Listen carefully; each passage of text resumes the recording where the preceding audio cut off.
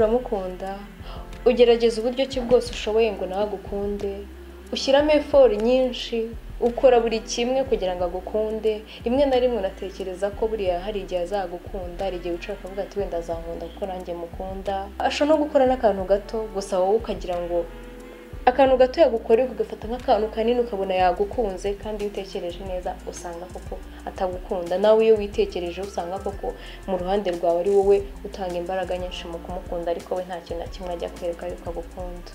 Hano hari ibintu bitandatu wakora ukibagirwa uwo muntu utakwitayeho utanagukunda utagize n'ikintu akumariye mu buzima bwawe ukamwibagirwa.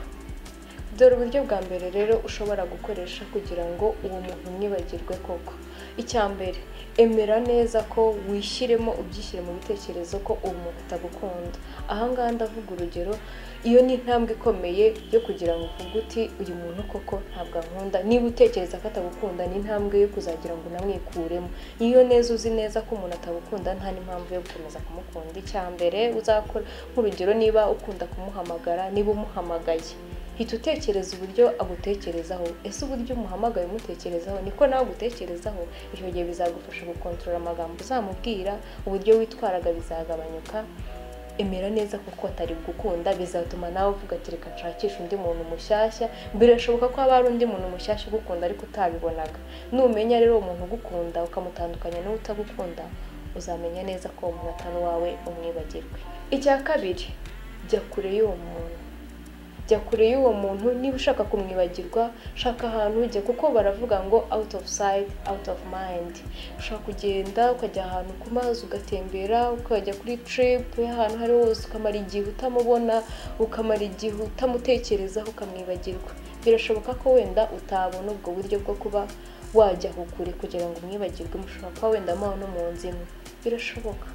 Ushobora kwirengagiza ibitekerezo byawe bijyane kure y'ibye yo kumutekereza. Tekereza ejo hawe hazaza atarimo, kuko nta kintu akumariye no kugutuma witekereza ugasubira hasi, imbaraga zigashika. Mujye kure. Icya gatatu, niba ufite icyo kibazo cyo kuba waranze kwibagirwa umuntu, shaka umuntu muhuje ikibazo. Ushobora gutekereza ko icyo kibazo ufite cyo kuba ukunda umuntu utagukunda ari we wenyine ugifite wenyine. Hari abantu benshi bahuye n'icyo kibazo. Niyo mpamvu ahantu hose experience ni nziza, kuko experience iyo uyifite uba ufite ikintu wabwira umuntu. Shaka uwo muntu muhuje ikibazo, muganire, umuganirize, umubwire ibyakubayeho, kuko we yabiciyemo mbere yawe, azi uburyo bigenda. Muganirize. Wenda ushobora gusanga utari open, utari ngombwa, utatekereza ko umuntu ushaka kumubwira ibintu byawe. Hari ibitabo bigendanye nabyo, uragenda ukajya muri library ugashaka ibitabo ukaganira nabyo. Niba udashobora kuganira n'abantu, shaka internet. Hari internet ugasacinga ibigendanye nabyo ukaganira nabyo, biragufasha cyane. Icya kane, kora siporo. Uwo mwanya wafataga urimo kumutekereza, ushobora gusanga umunsi wose wafatagamo nk'amasaha 2 yo kumutekereza, ayagomba kuvamo ukayongeramo ugakora siporo. Jya kuririmba, niba ukunda kuririmba jya muri studio, niba ukunda kubyina bikore. Ujye muri yoga classes, umwanya wose uwokupayinge wa wundi wo kumutekerezaho uburi, ku buryo uzajya nawe utahunaniwe uvuga ati ngiye kuryama. Icya gatanu, iyiteho. Ushobora gutekereza ko nutiyitaho kwakundi uri kumutekereza wumva wiburiye agaciro, nta kwitayeho. Ushobora gutekereza ko azakugira impuhwe akagukunda, ariko igitangaje nuko ntazabyitaho.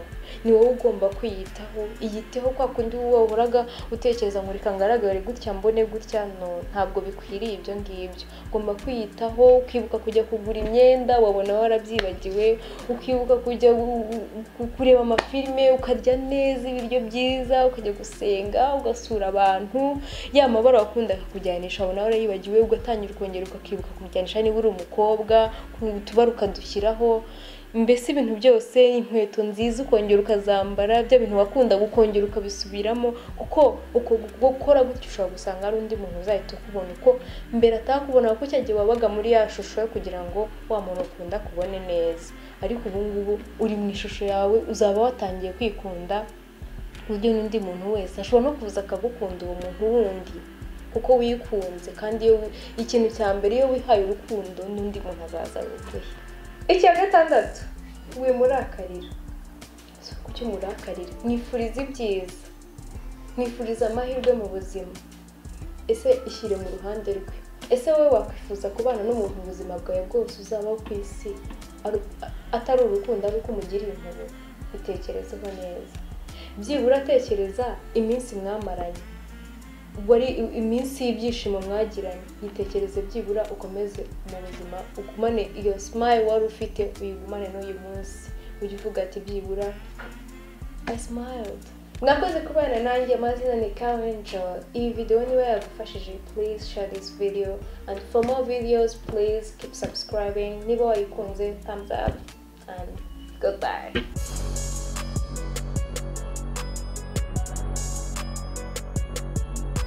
Tazawutala bikutirane, tazawutala uramenye,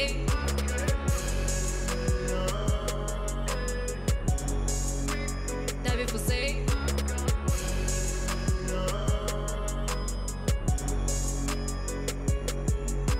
Tazawutala bikutirane, tazawutala